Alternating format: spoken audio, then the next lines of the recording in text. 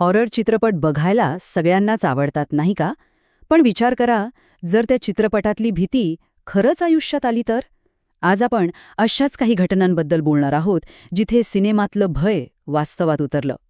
म्हणजे ही जी भीती आहे, ती फक्त सिनेमाच्या पडद्यापुरतीच आहे, की त्यामागेही काहीतरी आहे? सगळ्यात आधी बोलूया द ननबद्दल. आता या सिनेमाची स्टोरी तर भयानक आहेच, पण ज्या ठिकाणी याचं शूटिंग झालं, ते ठिकाण त्याहूनही जास्त रहस्यमय आहे. हो, म्हणजे हे शूटिंग कुठल्या फिल्म सेटवर नाही झालंय. ते एका अगदी खऱ्याखुऱ्या जागेवर झालं होतं. हे ठिकाण आहे रोमॅनियामधलं एक 100 वर्ष जुनं चर्च.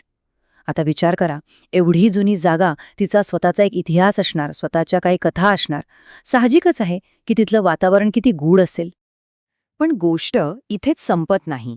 शूटिंग चालू असताना तिथल्या क्रू मेंबर्ससोबत काहीतरी विचित्र घडलं. असं काहीतरी ज्यामुळे सिनेमा आणि खरं आयुष्य यातला फरकच संपून गेला. झालं असं की त्यांना तिथे पांढऱ्या ड्रेसमध्ये एक बाई उभी असलेली दिसली. पण गंमत म्हणजे जेव्हा ते जवळ जाऊन बघतात तर तिथे कोणीच नव्हतं. विचार करा, त्या क्षणी त्यांच्या मनात काय आलं असेल? आता आपण एका अशा कथेबद्दल बोलणार आहोत जी यापेक्षाही जास्त भीतीदायक आहे. नाव तर ऐकलंच असेल, ॲनाबेल.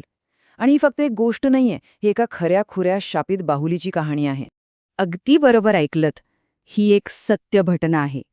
आणि ती खरी बाहुली, ती आजही एका म्युझियममध्ये काचेच्या पेटीत बंद करून ठेवलेली आहे.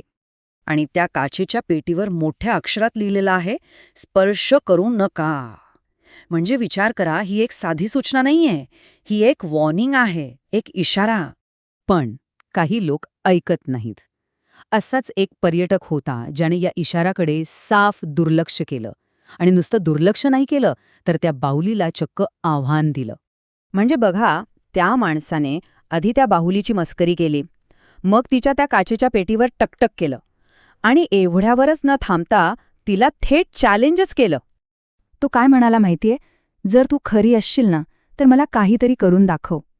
आणि कदाचित हेच शब्द त्याच्या आयुष्यातली सगळ्यात मोठी चूक ठरले.